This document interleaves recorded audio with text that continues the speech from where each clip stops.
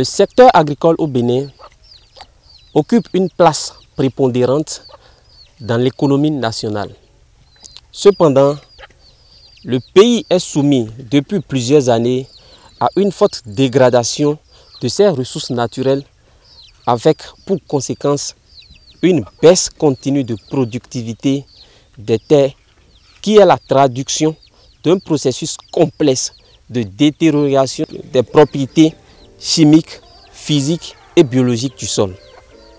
Quelques mécanismes majeurs sont à l'origine de ce processus, tels que la perte de sol par l'érosion, la diminution du taux de matière organique et de l'activité biologique du sol, la modification de la structure du sol, la déforestation et l'utilisation abusive des intrants chimiques. Ces différents mécanismes entraînent l'épuisement des terres cultivables, la baisse des rendements, l'endettement des producteurs, la modification de la qualité des produits agricoles et par ricochet l'insécurité alimentaire.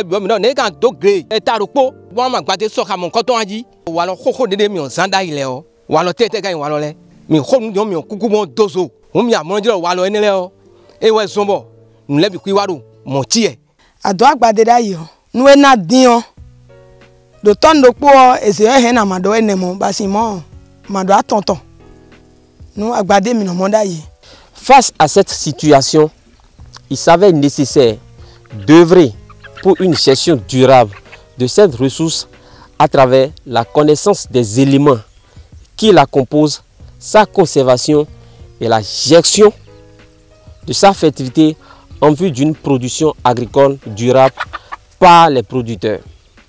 Pour ce faire, la GIZ, dans le cadre de la mise en œuvre des activités du projet protection et réhabilitation des sols pour améliorer la sécurité alimentaire, vise la promotion des mesures de gestion durable des terres et d'adaptation au changement climatique dans certaines communes du Bénin avec la collaboration de certaines structures dont la Fédération des unions des producteurs du Bénin.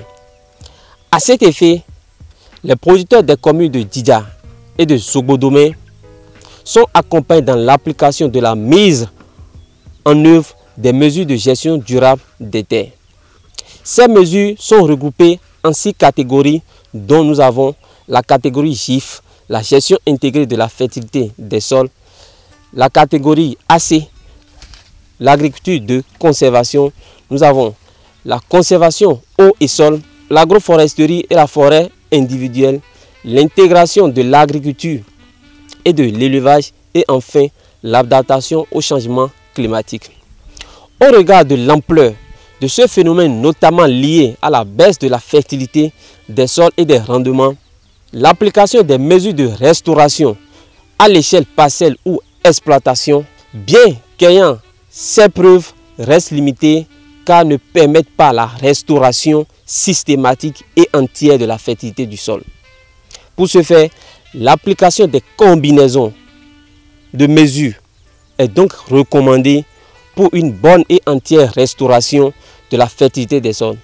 C'est donc à ce titre que plusieurs mesures de gestion durable des terres ont été installées par les producteurs pour améliorer leur sol et leurs revenus. Les clients sont contents. Bon, il y a des candidats. Il y a des procès synchronisés. Bon, il y a des formation qui sont de cours de attendre dans mon. Bon, il y a Burkina et le Boto. Nous sommes clients flottants. Hectare sin fleur Boto Burkina na. Bois ba Boto tomate. Mondo ina kanji. Lo hectare fleur on sa non tam le on sa tomate. Basia kande komo, hasu kande ko hasu so tomate nai. Ha kande komo. Tu bois joie ko ile do mais tu le no iru bi ba mondo. Menem lo. Ene gudo en wa gba client potantin. Boto bade. Akon bade odion. E ma te don di me en quand même lo che indonaji. Ngado jena. Inu ni bo e domitam. Mi aje. Prososin. Oh, on le win laiji. o je wule wi professeur ton le ji po won yo tinu ko je yi ji wule wi tete we mi ka do mo bravo e professeur wa yo e je ko do jo ve mi dona e kan tinkwin de le wa o do mi atinkwin le do yin gba mi dona fun atinkwin tete ka we o ke mukuna wa mi o en kurekun wa mi mo ke aski wa mi bo enu e ro gbe dokun no en bo mi no do mi je du doji po yo fi eyan no mo e ta ro poji do yan mo agbade kun o ba si aton ene de po yo agbade kun do no mo fi ene le wa mo agbade kun na itonu aze wa lo iton ene po won fifa no po to ra ihun gba won fi adobu gran do jiweja po won no pe bo fifa no ihun gba me ka bo ihun gba won eno yan won no great yan gbo mo yin mo no je do ale hwen soro oui perpendiculaire ay son sa eno green do hwen mi je wa lo eni le zanji po won eno je tinu kumoji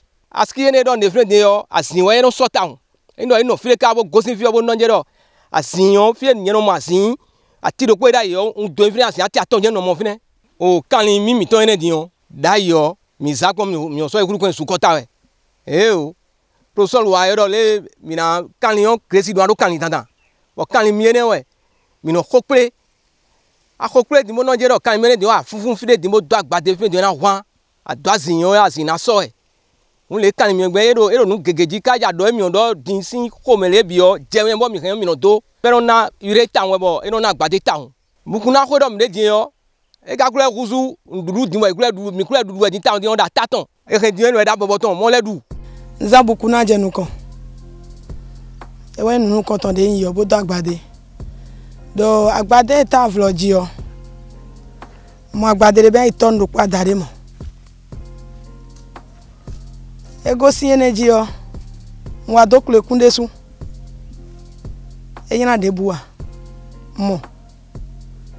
mo de meta nu yen de he wa bo e nu yen iton bo mi na san le yo won mi mamo nu yen le a mi blogle onu fu eno na merci when nu yen le wa ego alo nu gresi ta yen mo da nu mi he won yen le bo zan ena na nu kon yi mi hu gan no won wen epo mi o san nu gre le da you nu do agbade o mi no ko agbade han kan pe bo don dozo di on de de wa iwa gban mi do mi ma so do agbade si han kan le azin si han kan nu ene la no han nu fi ogbede de no fon gre le eno han do tero gre o me bo no na ndu gre o ene wa no so ba do jinu kun eno yo do fi ndo buku na de bo ado ton do po adade mo we yo no mi ma do buku na nu gre o eno ya nu no ma agbade ton do po a ene o gbe dokun no buku na o fi sabi kuibo hoje na bloro yo e ke no to so infine a to so infine na no fine kan ko po bo gudu do fine e gudu do fine ma ton podo o kan ko bi no gudu e gudu lo yan ko e je we fine o di japo won ado agba ito e ado agba ito e ka bedo asan kande aton yo ko igbese gbo me yo ale do buku na gbo me agbade gbo me ene adolo yo iwo ena jagbade yo ena agbade gbo mo awe mo kan agba iti on e ke ka bo agbade yo ko igbe won iya ko ndo su eyan amojo na ko ti to ye pe de an ya agba ito si me be da ino fe ba le agudu do fine e gudu do fine o ko je fine me o wa do avokan so fine lo ise we mlodo buku na ji dai koko avokan o fi buku na de o maria yo le do de so fine o fi buku na yo le do de so fine don un vlog re do we ndo eta vlog so inde o do eta vlog so inde un eta vlog ro buku na ji bo ero akudu e ma ro buku na ji ayo ene ro mo eta vlog un jo nenu kan gbon e avokan je su je te ka do ko mi nga dodo ndo te ton igbe ba ko ndo te ton le ndo gbe ne e ma buku na ji ayo ndo ene ya ko don do ero buku na ji bo e je su je yo ero buku na ji ye susu e bo agbado e ka bo de e wa kan je wa mi yo je soka eno donu e ta vlo yo do je ati ene npk ati ene we mi enu e ta ropo ati ene se nu ye yo vlo do we npk one bo fie ma do buku na de ayo ndo ati we fine fie nka do buku na do so je yo nze ati yo nze bo vlo do we do yo susu e Yo gré quand on donne dans et puis non jero.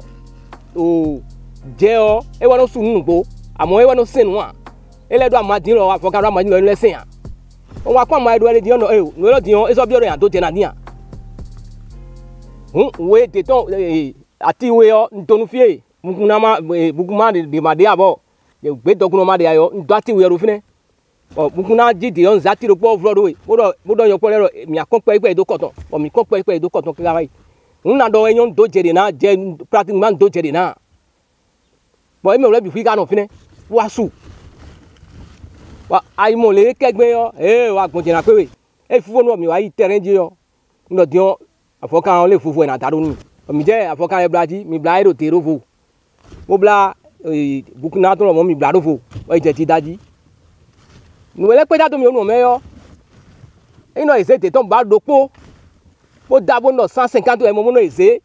Balo crocoto do po je se so eze e do bukuna je so nje e pe hu bal e do te e mi adabi bo akopon yo fi de ma do bukuna do a e yo avoka e mi da fi ne yo mi mo 300 e mo fi ne yo mo fi de mi ka do bukuna do yo avoka e mo fi ne yo mi mo 900 le bukuna en do nga do je de fi lo to bonu ndo mo ti e o et on les ayons bon mais bien tout nous y a pas j'ai ton mi anu ipe de bon gba holu mukuna nous et non wale support agbade yo le je lo no igbe je ne ado mukuna fe no do agba ton ja je na do na ya me kon hwa pon e no hwa pon we won na so ka gege ton bon e jo mi o mi hem na blo se ton mukuna gbe dokun no inu boy si jodo wa kresa bi gbidigbidi yo e ji e no do ya do me no wa son jonton ado ko je fle mi akan le do e no elegbe lo nje do ado lo di akan do agbade je fle wo akan le do gome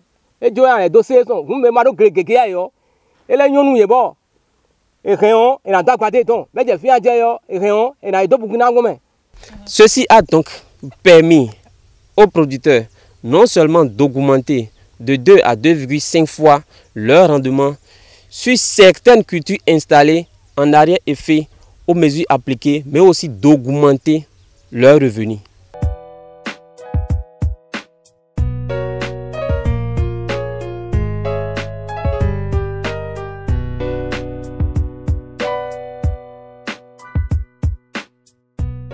Aujourd'hui, force est de constater que plusieurs mots minent l'agriculture de façon générale et celle béninoise en particulier. Au nom de ces mots, nous avons la dégradation des terres qui est accentuée par les changements climatiques. L'utilisation abusive des pesticides chimiques est l'une des conséquences néfastes de la dégradation de terres qui, de près ou de loin, agit négativement sur la santé de la population. Le plus dangereux dans cette histoire est qu'il n'y a pas de produit chimique de synthèse spécifique pour chaque spéculation. Ce qui fait qu'aujourd'hui, les producteurs prennent par exemple les pesticides chimiques de coton pour traiter le niébé, le maïs et de surcroît les légumes que nous consommons crus. Pour pallier ce problème, nous avons opté pour le traitement écologique des cultures à base de gliricidia de feuilles de Nîmes. En effet, le gliricidia est une plante améliorante arbustive qui sert à fertiliser le sol, qui rentre dans l'alimentation des bovins, des caprins, qui sert à faire de revivre autour des cultures.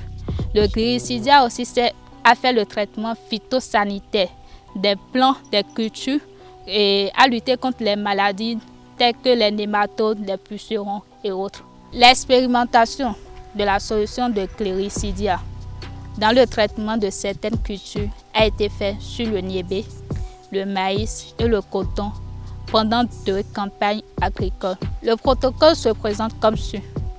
2 sacs de 100 kg de feuilles de gliricidia ont été triturés à l'aide de l'eau. On peut ajouter à volonté les feuilles d'iptis, les feuilles de papaye, les feuilles de Nîmes. La solution obtenue a été laissée au repos pendant 24 à 48 heures. 50 à 100 litres d'eau ont été ajoutés à cette solution. Ensuite, cette solution a été mise dans un pulvérisateur pour être pulvérisée dans tout le champ très tôt le matin ou dans l'après-midi à raison de 1 à N traitements en fonction des spéculations et de la variété. Beta dans le prosol, c'est beta. Et wayo, midi na. Ah, n'y a dans time. Ha, gligale. Beja so ha midi. Midi o dede o. Ah, ezia mari wa bero. Amane e te on jion.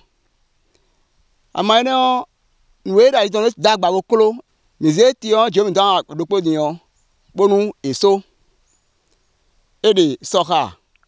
Eno ayikun de endo o. Ayikun ti mo ro brigwe. Ayikun ya wuyan de we. Bo mi no do. Te o je mi ton na ba o. Basia de ti mo ri ti kande. Ino ba amaton de be no go. Padà fún. Aso dai bo kwendo. Aso gboda lo kwendo ba ya hon. Ayi gbo aso de bo kwibi. E akwiye yo aso bura jele. Si dirito. E wono za. Nfun lopo kwa nu ayikun ne o. Nso fun ojo ayikun ofu ran yan wa. Mi wa ayikun da ko san pa kwe yo. Ayikun da ho mi do mi ya tingere bo fun akwe yo ma tingere no. E no fun agan bo ayiko bi ole fochi. E no do kun ya. Ezile yo no kun ya paro bo bi e hun avu. Atingere le gbe. Mi go wa so nu ayikun o. Te on ji o mi don no. Boramba ama basia o. Anabarupo boso bo jesi on deji seritiri o deji bo kuzu ntoe de akuzu yo afion lobozo si ene ba do ikun to yo azan gbagbe pe o te yo ji oro mi ere me sinton iblo so e azan gbagbe ado ikun da wa azan gbagbe pe o iron se sobi raze le wona funu ayikun ene wena funa ikun na gudo ah reso le echigbon re ago mo e wenwe aje fun wuji o drite re o e wa fun kekeka eje afun azan gbagbe yo edo azan foton ale fun ikun da ho wenwe ara fun atongo yo ikun to gura cheka sido e igwa cheka sido e nu na dia ko mo e ale fun za taton yo afun lóòótọ́ ebe àsọmọ fún tán ọkùnrin tó pẹ̀lú lóòótọ́ inú àrò zan bó ṣe ìpéjọ fún rẹ̀ yọ eko bẹ́ sísẹ́ à wẹ́rẹ́ bẹ́ sísẹ́ máa múlẹ̀ àjẹgà sí tó yọ sàtánù gbé yọ àlẹ́ fúnna mọ́ àná fún kẹ́kẹ́ bọ̀ àfúnù àtọ́mọ̀ àìkún tó wì iná yọ. àfọkàmì tọ́ iná ń bolo ẹsẹ̀ náà kìlẹ̀gàn mi àtẹ́pọ̀ lílé wà zọ̀nù àyíkún gbogbo lẹ́bì kú yọ. Mi e tepo adafo kan te bonu edo asa gbon tinke do de amase de yo onje kan gbo tan meji street gbam ro so tenu afo kan lo to ro poji yo ndafo kan ra san gbon nfunu nu kontona ya do asa afoton le funa mowe nje funfunji bo funu azon tantonu afo kan ekebowe ganji ndo ayikunde foyome ba yikun edo eje le ayikun blobon grenu me kresi eje amaene ode tonji je nuene ode tonji bo e wa kun onu mi bodo are yini ba mare oje funfunji edo mo yo yin ba amaon eno yo amaon do teyon jion bo nwa ba maine yo ine sunle takan a o me ho mi don le ino ba klinu si amalo mo fundai nwa ba klinu ma ba jan po epo bo ba pe magona bo aje funfun ji yo a ayikun ego gbre bo ine sun mo da ko gbre yo ayikun eje sede ton yi.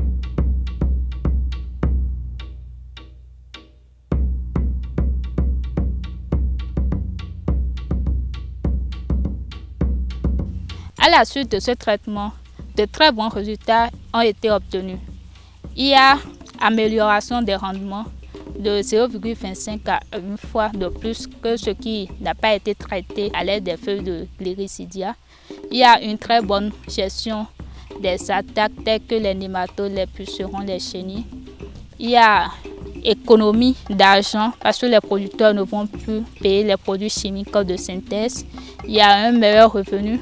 Le coût de production est diminué. Deuxième fois, on va y aller. Et d'ailleurs, on va mort 35 000. Ouais, mais ça, tu es fou, il faut qu'on ait 35 000. Ça, on va bando. On va mourir. Le roi de Magafon, et on a eu, bon, à Tinga Miton, on va ça 31 000. On l'a ado, aïe, qu'on est dans l'eau. Tokundo po sorti on le ado ay kumo de meka kan e saki dopo atare flame bon eta dopo e ona ay kumika kan saki tenwe atare e ga nda ye bo inu e je broje yo je nmo ngo broje yo mi no do fe na kuma ay kuno gbewe.